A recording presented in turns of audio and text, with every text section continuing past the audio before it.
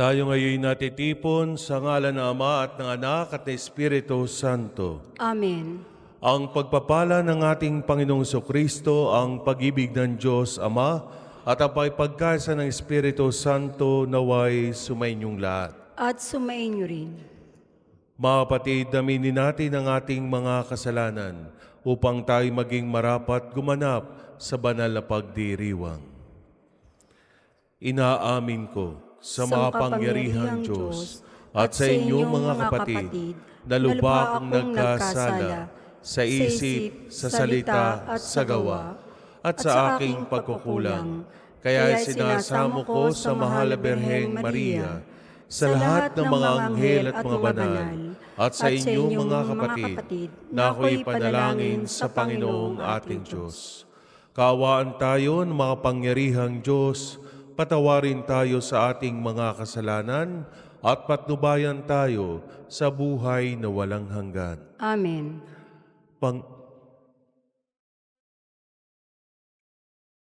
Panginoon, kaawaan mo kami.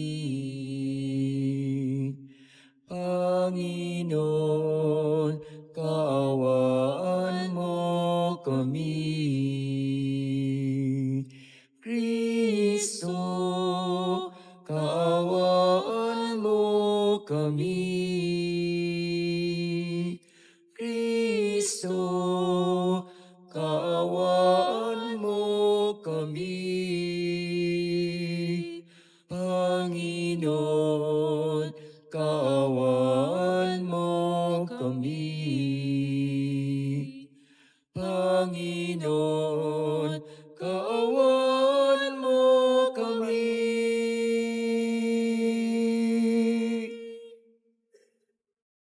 Manalangin tayo. Ama naming makapangyarihan, pakundangan sa pagpapakumbaba ng anak mong masunurin, ibinangon mo sa pagkadapa ang sangkatauhang masuwayin. Ipagkaloob mo sa amin ang banal na kagalakan upang kaming sinagip mo sa kalipinan ay magkamit ng iyong ligayang walang katapusan sa pamamagitan ni Jesucristo, kasama ng Espiritu Santo, magpasawalang hanggan. Amen. Pagbasa mula sa aklat ni Propeta Oseas. Ito ang sinasabi ng Panginoon. Masdan mo, siya muli kong susuyuin. Dadalhin ko siya sa ilang. Kakausapin ng buong giliw. At tutugon naman siya tulad noong panahon ng kanyang kabataan nang siya'y kunin ko sa lupain ng Ehipto. At sa araw na yaon, ang itatawag mo sa akin ay aking asawa at hindi na aking Baal. Ikaw ay magiging aking asawa magpakailanman, Israel. Mabubuklod tayo sa katwiran at katarungan, sa matibay na pagmamahalan at sa kaawaan. Ikaw ay magiging tapat kong asawa at makikilala mo ako, ang Panginoon, ang salita ng Diyos. Salamat sa Diyos, salmong tugunan, pag-ibig ng Diyos ay ganap, sa tanan siya'y nahahabag. Pag-ibig ng Diyos ay ganap, sa tanan siya'y nahahabag. Pupurihin ko't pasasalamatan ang Diyos araw-araw. Di ako titigil sa pasasalamat magpakailanman. Dakila ang puon at karapat-dapat na siya'y purihin. Ang kadakilaan niya ay mahirap nating unawain. Pag-ibig ng Diyos ay ganap, sa tanan siya'y nahahabag. Sa alinmang lahi ang iyong ginawa ay papupurihan. Iahayag nila ang mga gawa mong makapangyarihan.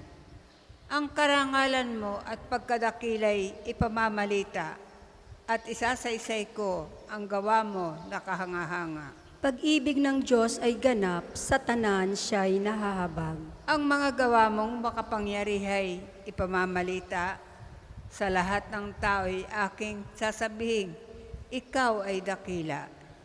Iahayag nila ang lahat ng iyong mga kabutihan. Aawitin nila ang kabutihan mo't iyong kabaitan. Pag-ibig ng Diyos ay ganap, sa tanan siya'y nahahabag.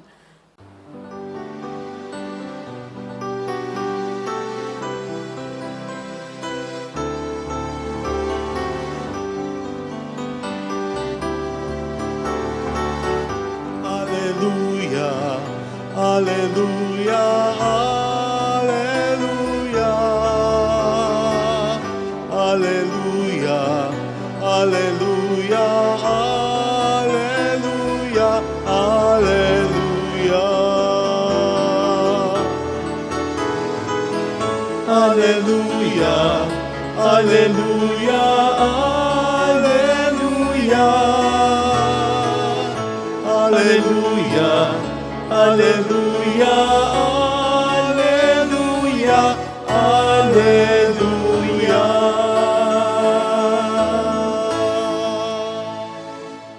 Sumainyo ang Panginoon. At sumainyo rin. Ang pagpapahayag na mabuting balita ng Panginoon ayon kay San Mateo. Papuri sa iyo, Panginoon. Noong panahong iyon, samantalang nagsasalita si Jesus, may dumating na isang pinuno ng mga Hudyo. Lumuhod ito sa harapan niya at ang sabi, "Kamamatay lang po ng aking anak na babae. Ngunit sumama lamang kayo sa akin at ipatong ang inyong kamay sa kanya, ay mabubuhay siya." Tumindig si Jesus at sumama sa kanya, gayon din ang kanyang mga alagad. Sumunod din ang isang babaeng may 12 taon nang dinudugo. Lumapit ito sa likuran ni Jesus at hinipo ang laylayan ng kanyang damit. Sapagkat sinabi niya sa sarili, "Mahipo ko lang ang kanyang damit, ay gagaling na ako." Bumaling si Jesus at pagkakita sa kanya'y sinabi, "Anak, lakasan mo ang iyong loob, pinagaling ka ng iyong pananalig." Noon di gumaling ang babae. Nang dumating si Jesus sa bahay ng pinuno, nakita niya ang mga manunugtog ng plauta at ang maraming taong nagkakaingay. Sinabi niya, "Magsilabas kayo, hindi patay ang bata, natutulog lang." At siya'y pinagtawanan nila, ngunit nang mapalabas na ang mga tao, pumasok siya. Hinawakan sa kamay ang bata at ito'y nagbangon. At ang balita tungkol sa pangyayaring ito ay kumalat sa buong lupaing yaon. Ang mabuting balita ng Panginoon. Pinupuri ka namin, Panginoong Jesucristo. Isang magandang umaga po sa kanilang lahat. Happy Monday morning. Happy? Happy ba kayo? Masaya ba kayo na yung katabi nyo ay kasakasama nyo at masaya kayo dahil buhay na buhay pa sila? Hindi ba sa ating pagpunta dito sa Padre Pio, unay kasama na yung pamamasyal para sa iba. At yung iba naman ay dahil sa kanilang debosyon kay Santo Padre Pio, bitbit ang anumang kahilingan, mga panalangin, the truth intercession of Saint Padre Pio ay magkakaroon ng kaganapan, magkakaroon ng kasagutan dahil ipagkakaloob ng Diyos. Amen. Amen. So muli magandang umaga po sa kanilang lahat at welcome po sa National Shrine and the Parish of Saint Padre Pio. Kaya palakpakan po natin ng Diyos sa araw na ito na tayo ngayon ay nagkakatipon, nagkakasama para magpuri at magpasalamat sa Kanya. Mga kapatid, sa ating mga pagbasa ngayon, lalo sa ating ebanghelyo, narinig natin ang dalawang kwento ng tunay na pananalig at malalim na pananampalataya sa Diyos. At kung kayo'y tatanungin ko sa mga oras na ito, kayo ba mga kapatid, naniniwala ba kayo na mapapagaling kayo ni Jesus sa anumang kauri ng sakit o karamdaman na meron kayo? Yes naman, hindi naman sakit na yung pisikal, lamang ang maaaring pagalingin ng ating Panginoon, kundi may mga sakit din tayong espiritual. May mga karamdaman din tayo sa ating mga kalooban na siguro'y tanging ang Diyos ang nakababatid at siya ring makapagpapagaling. Sa ating ebanghelyo ngayon, narinig natin kung paano ang isang babae na may pagdurugo, yung internal hemorrhage, na sa loob ng 12 taon ay walang naging solusyon, walang naging kagalingan na kahit napakarami ng doktor ang kanyang pinagpagamutan. At ito ay nangyari na habang si Jesus ay papunta doon sa bahay ng isang opisyal na mga Hudyo, ay sinabi ng babaeng ito na nagdurugo for 12 years na mahawakan lamang niya yung laylayan ng damit ni Jesus ay gagaling siya. At yun ang sinabi niya sa kanyang sarili. At nung naando na nga siya, nakipagsiksikan dahil sa maraming tao, hinawakan niya yung laylayan ng likuran ng damit ni Jesus. At ito ay isang pagpapatunay na malalim na pagpapakita ng kanyang pananampalataya. Alam niyo mga kapatid, minsan kasi dahil sa marami nating pag-aalinlangan, dahil sa marami sa ating pagdududa, yung ating pong mga hinihiling sa ating Panginoon ay hindi nakakamit, hindi nabibigyan ng katugunan, sapagkat ang marami sa atin, dasal na ng dasal, pero nag-aalinlangan na kung ito ba ay diringgin, bibigyan ng katugunan ng Diyos. Kaya minsan, kahit ang dami-dami nating oras ng ating pananalangin at pagdarasal sa Diyos, pero hindi nawawala yung mga pagdududa, ay hindi natin makamit ang kasagutan. Kasi ang marami sa atin, hinahayaan nating ang demonyo na abalahin tayo, harangin yung ating pananalangin, yung ating komunikasyon sa Diyos. Nagpapadala tayo masyado na yung ating paniniwalang ito ay nababahiran ng pagdududa. Nakita naman natin at narinig natin sa ating ebanghelyo, hindi personal na kilala ng babaeng ito na nagdurugo for 12 years ang ating Panginoong Jesus dahil nabalitaan lamang niya. At anong ipinakita niya sa atin? Yung kanyang great faith, no? Ayan, natulog na yung bata sa harap ko. Na-enjoy ba yung aking sinasabi? O gusto niyang tulugan ang aking sinasabi? Sige, enjoy ka lang, iho. Ano? At ganun yung pananampalataya na ipinakita ng babaeng ito. Hindi siya sumuko. Hindi siya sumuko kahit maraming humaharang, kahit maraming tao ang maaaring maging dahilan para hindi siya makalapit kay Jesus. Andoon yung pagtsatsaga, ang hindi pagsuko na makalapit kay Jesus. Sana ganun din ang marami sa atin.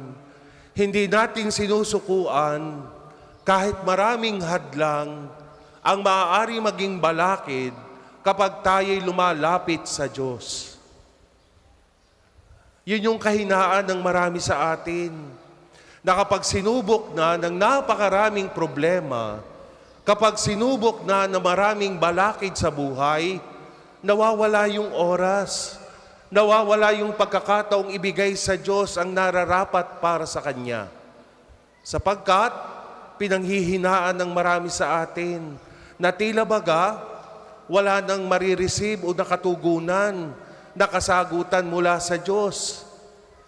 My dear friends, alam nating gumalaw at kumilos ang Diyos sa bawat oras ng ating mga buhay. Hindi dapat natin sinusukuan. Hindi dapat tayo pinanghihinaan ng loob sapagkat alam nyo, yung pagdududa natin palagi ang siya nating ikapapahamak, sapagkat nawawalan tayo ng tiwala sa Kanya.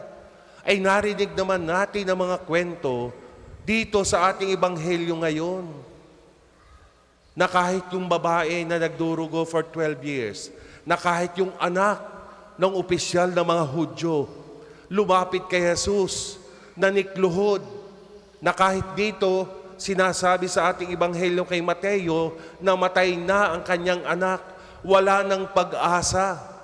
Pero kung maririnig nyo sa ibang account, no, sa ibang ebanghelista, hindi pa namatay yung anak, nag-aagaw buhay pa. Pero dito sa ipinahayag sa San Mateo, lumapit ang opisyal ng mga Hudyo kay Jesus upang buhayin muli ang kanyang anak. At ano ang sagot ng ating Panginoon? Hindi siya namatay, natutulog lamang siya. At nung mahipo ni Jesus, mahawakan ang batang ito na 12 years, yung daughter ng opisyal ng mga Hudyo, bumangon. Parang walang nangyari. At sinasabi pa nga, pinabigyan ng pagkain ni Jesus ang batang ito. Nakita nyo kung paano ang himala kapag may malalim na pananampalataya sa Diyos. Walang imposible sa Diyos, na kahit ang mga namatay na ang mga pag-asa, binibigyan muli ng bagong buhay ng pag-asa ng ating Diyos. Ang kailangan lang natin, mga kapatid, ay isang malalim na pananampalataya at pananalig sa Kanya.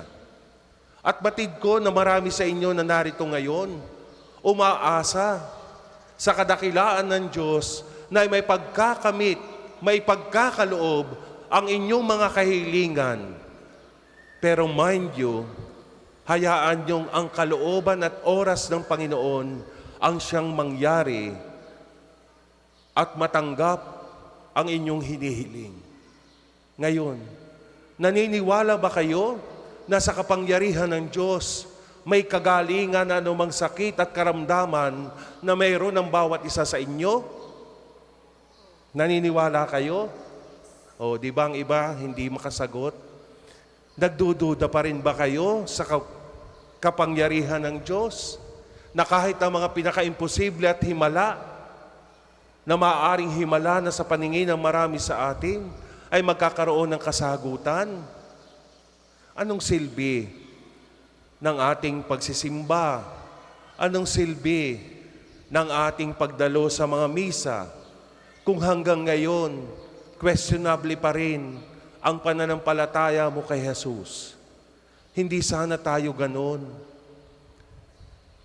Gamitin natin ang halimbawa at ehemplo o example na mga binasa sa araw na ito. Ang malalim na pananampalataya ng isang babaeng 12 years na nagdurugo. Ang pananampalataya at pananalig ng isang opisyal na Hudyo na kahit ang namatay niyang anak na babae ay kayang buhayan at bigyan ng bagong pag-asa ng ating Panginoon. My dear friends, lagi sana tayong maniwala sa presensya at pag-alaala ng Diyos sa ating mga buhay. Araw-araw, isuko natin sa Diyos ang anumang alalahanin sa ating malalim na pananalig at pananampalataya na kasi sigurado ako, matutugunan ng Diyos ang lahat ng ito. Ang maaring iniisip na nating patay o walang buhay na pag-asa ay mabibigyan ng bagong buhay, bagong pag-asa ng ating Panginoon. Naway ang bawat isa sa atin po ay magkaroon ng isang malalim na pananampalataya kung saan ang Panginoong Diyos ay sapat na. Sa inyo bang mga buhay, kapag meron ng Diyos, ito ba'y sapat na? O meron pa rin kayong hinahanap? My dear friends, tandaan natin, ang kanyang presensya, ang kanyang mapaghimalang paghawak sa inyo, ang kanyang mga kamay, habang tayo'y ginagabayan sa ating mga pang-araw-araw na buhay, ay kumikilos, gumagalaw, kung totoo at malalim ang ating pananalig sa Kanya. Amen. Para po sa mga maghahandog ng sobre, pakihulog na lamang po sa buslo.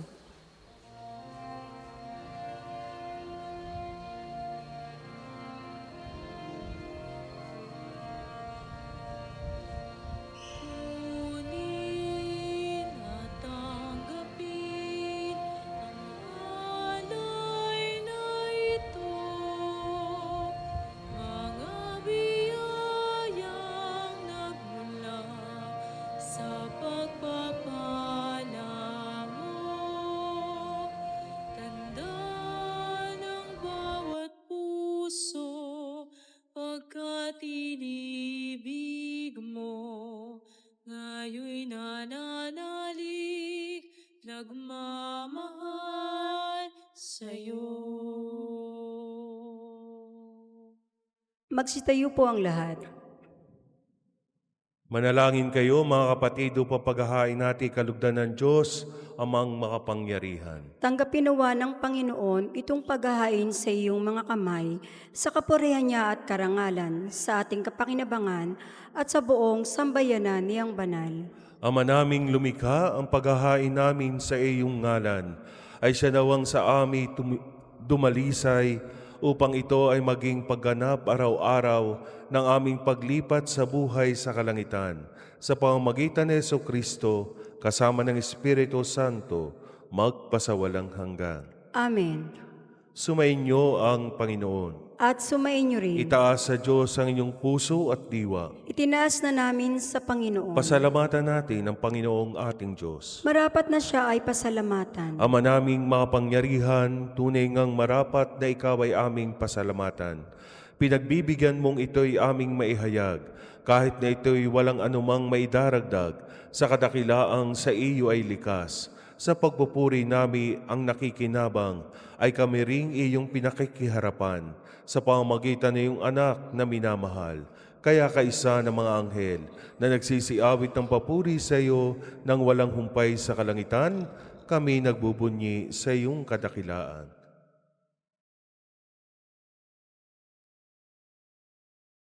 Banal ka pong may kapal, banal ang iyong pangalan, banal ang iyong kaharian.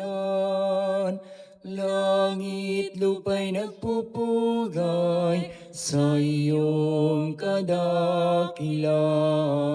Dinarakilan ang lahat na parito mong anak, na siyang nagmulat sa bulag, sa pilaya'y nagpalakad, at nakiramay sa lahat.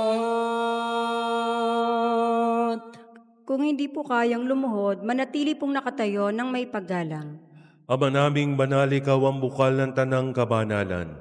Kaya't sa pamamagitan ng iyong Espiritu, gawin mong banal ang mga kaloob na ito upang para sa amin maging katawan at dugo ng aming Panginoong Hesukristo. Bago niya pinagtiis ang kusang loob na maging handog, hinawakan niya ang tinapay, pinasalamatan kanya, pinagati-hati na iyon, iniabot sa kanyang mga alagad at sinabi, "Tanggapin ninyong lahat ito at kanin. Ito ang aking katawan na ihahandog para sa inyo."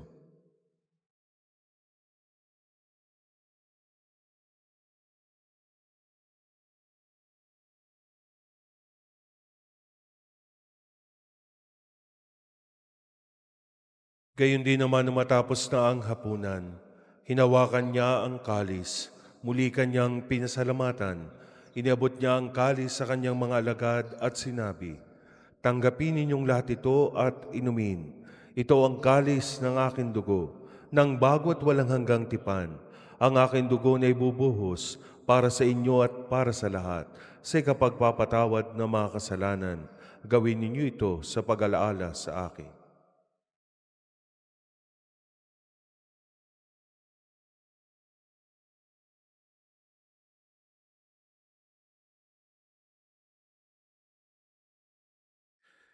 Ipagmunyi natin ang misteryo ng pananampalataya. Si Kristo'y namatay, si Kristo'y nabuhay, si Kristo'y babalik sa wakas ng panahon. Ama, ginagawa namin ngayon ang pag-alaala sa pagkamatay at muling pagkabuhay ng iyong anak. Kaya tiniaalay namin sa iyo ang tinapay na nagbibigay buhay at ang kalis na kakaloob ng kaligtasan. Kami nagpapasalamat dahil kami iyong minarapat na tumayo sa harap mo para maglingkod sa iyo. Isinasamo namin kami magsasalo-salo sa katawan at dugo ni Kristo ay mabuklod sa pagkakaisa sa pamamagitan ng Espiritu Santo. Alalahanin mo rin ang mga kapatid naming nahimlay na may pag-asang sila'y muling mabubuhay, gayon din ang lahat ng mga pumanaw. Kaawaan mo sila at patuloyin sa iyong kaliwanagan. Kaawaan mo at pagindapating kaming lahat na makasalo sa iyong buhay na walang wakas. Kaisa na Mahal na Berheng Maria, na ina ng Diyos, ni San Jose na kanyang kalinilisang esposo, kaisa ng mga apostol at ng lahat ng mga banal na namuhay dito sa daigdig ng kalugod-lugod sa iyo, may pagdiwang nawa namin ang pagpupuri sa ikararangal mo sa pamamagitan ng iyong anak na aming Panginoong Heso Kristo. Sa pamamagitan ni Kristo, kasama niya at sa Kanya, ang lahat ng parangal at papuri ay sa iyo, Diyos amang mapangyarihan, kasama ng Espiritu Santo, magpasawalang hanggan. Amen.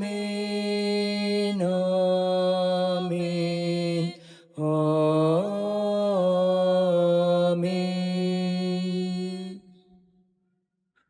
Sa tagubilid, nakagaling na utos at turo ni Jesus na Panginoon natin at Diyos, ipahayag natin ang lakas loob.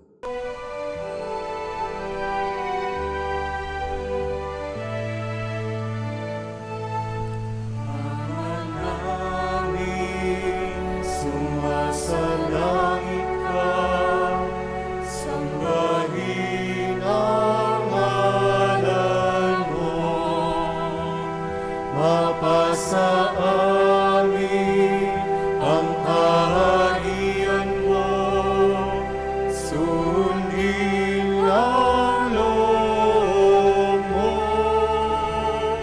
Dito sa lupa, parang sa langit, bigyan mo po kami ngayon ng aming kakanin sa araw-araw at pagnawarin mo kami sa aming mga sala para na pagpapatawad namin sa nagkakasala sa amin. At huwag mo kami ipahintulot sa gusto, at iadya mo kami sa lahat ng masama.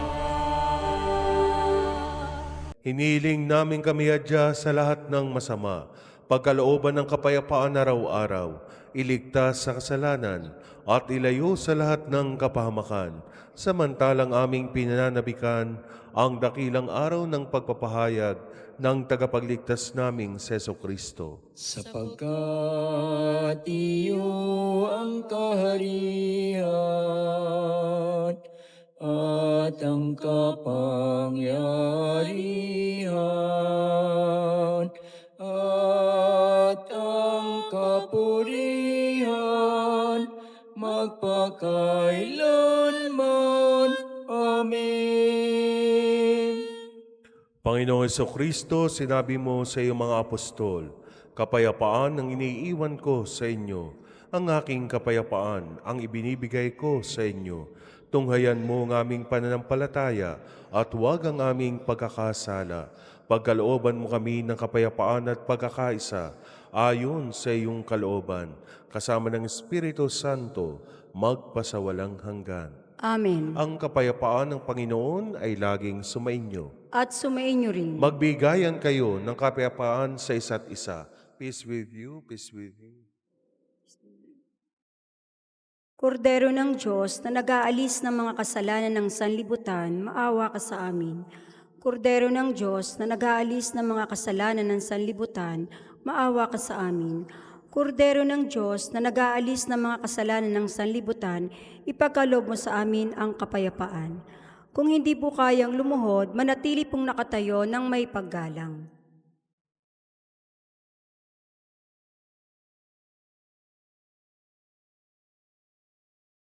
Ito si Jesus, ito ang kordero ng Diyos. Ito ang nag-aalis ng mga kasalanan ng sanlibutan. Mapalad ang mga inanyayahan sa kanyang piging. Panginoon, hindi ako karapat-dapat na magpatuloy sa iyo, ngunit sa isang salita mo lamang ay gagaling na ako. May the body and blood of Christ keep me safe for eternal.